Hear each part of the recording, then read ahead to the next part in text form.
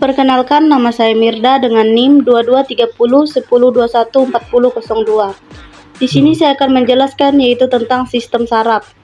Sistem saraf adalah sistem organ yang terdiri atas serabut saraf yang tersusun atas sel-sel saraf yang saling berhubungan dan esensial untuk persepsi sensoris indrawi. Aktivitas motorik, volunter dan involunter, organ atau jaringan tubuh, dan homeostatis sebagai proses fisiologis tubuh. Sistem saraf merupakan jaringan kompleks yang memiliki peran penting untuk mengatur sistem kegiatan dalam tubuh. Beberapa fungsi sistem saraf yang sering Anda dengar adalah untuk berpikir, melihat, bergerak hingga mengatur berbagai kerja organ tubuh. Oke, teman-teman, tadi kita telah mendengarkan pengertian dari sistem saraf. Nah, selanjutnya saya Arta Romastasi Laban dengan NIM 223020214119. Saya akan menjelaskan tentang proses sistem saraf. Jaringan saraf manusia bekerja dibantu oleh sel saraf khusus yang disebut neuron. Ketika tubuh menerima rangsangan, sel reseptor akan mengirim informasi ini dalam bentuk impuls berupa arus listrik untuk diteruskan ke saraf sensorik. Setelah itu, sinyal pesan tersebut akan dibawa ke otak untuk diproses dan diartikan. Berdasarkan fungsinya, neuron dibagi menjadi 3, yaitu neuron sensorik, motorik, dan konektor. Cara kerja sistem saraf adalah dengan menerima dan meneruskan rangsangan ke pusat saraf, misalnya otak dan sumsum tulang belakang. Sistem saraf bekerja melalui jaringan kompleks neuron yang merupakan fungsi dasar sel-sel dari sistem saraf. Nah, neuron melakukan sinyal dan impuls antara dua komponen dari sistem saraf, yaitu saraf pusat dan sistem saraf perifer.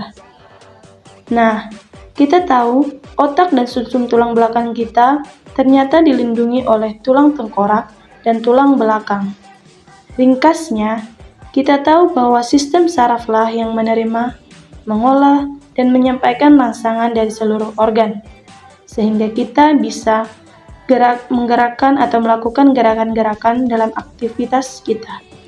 Perkenalkan, nama saya Ahmad Rizky Riyadi, NIM 223020214026. Saya akan menjelaskan sistem saraf pada manusia. Dari gambar yang bisa kita lihat ini, fungsi atau bagian umum dari sistem saraf ada banyak sekali. Fungsi yang paling utama adalah untuk menerima, mengolah, dan menyampaikan rangsangan dari seluruh organ. Fungsi ini akan berjalan dengan baik jika ada koordinasi antar fungsi sensorik, fungsi pengatur, dan fungsi motorik. Selain itu, jika diuraikan lebih lanjut, sistem saraf pusat dan sistem saraf tepi memiliki fungsi sebagai berikut. Sistem saraf pusat. Sistem saraf pusat mengendalikan seluruh pengaturan dan pengolahan rangsangan mulai dari mengatur pikiran, gerakan, emosi, pernapasan, denyut jantung, pelepasan berbagai hormon, suhu tubuh, hingga koordinasi seluruh sel saraf untuk melakukan fungsi pengaturan di dalam tubuh. Sistem saraf tepi. Fungsi utama dari sistem saraf tepi ialah menerima rangsangan dan menghantarkan semua respons yang sudah diolah oleh sistem saraf pusat. Sistem ini terdiri dari beberapa fungsi dan bagian, yaitu fungsi sensorik, fungsi motorik, dan fungsi somatik. Fungsi sensorik. Bagian ini berfungsi untuk menerima setiap rangsangan atau impuls bagian yang dari luar maupun dalam tubuh. Rangsangan yang diterima bisa berupa cahaya, suhu, bau, suara, sentuhan, ataupun tekanan. Fungsi motorik. Bagian motorik berperan untuk memberikan tanggapan atau reaksi tubuh terhadap rangsangan yang sudah diproses oleh sistem saraf pusat. Ketika terkena gangguan, misalnya terkena penyakit saraf motorik, maka tubuh kita tidak dapat bergerak dengan normal, atau bahkan tidak dapat bergerak sama sekali. Fungsi somatik. Selain kedua fungsi tersebut, sistem saraf tepi juga mengelola respon semua kegiatan yang tidak disadari, seperti respon flight or fight dan kebalikannya. Contohnya, ketika mengalami ancaman, tubuh akan merespon keadaan tersebut dengan mempercepat denyut nadi, meningkatkan frekuensi pernapasan, serta meningkatkan aliran darah. Setelah keadaan yang dirasa mengancam sudah teratasi, tubuh akan mengembalikan respon ke kondisi normal.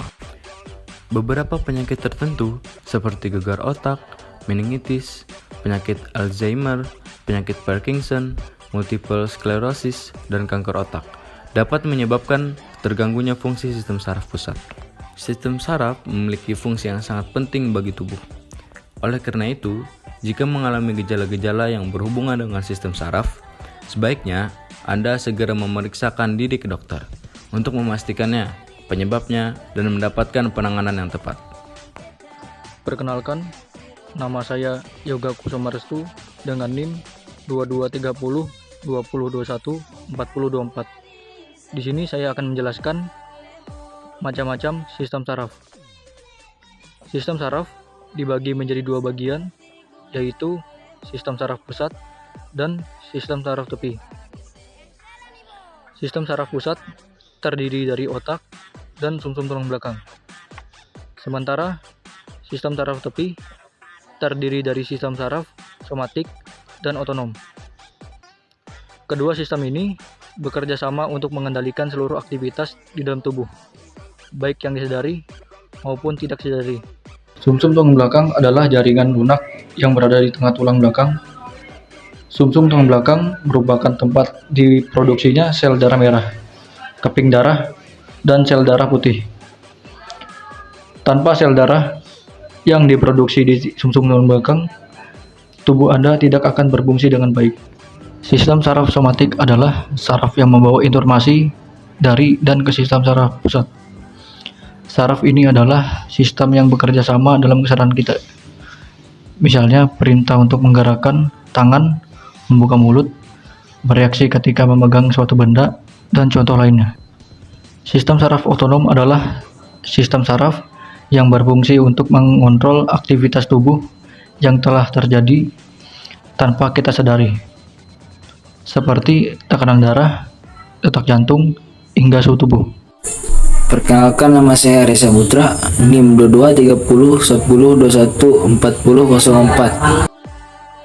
Di sini saya akan menjelaskan otak, sumsum tulang belakang, dan neuron.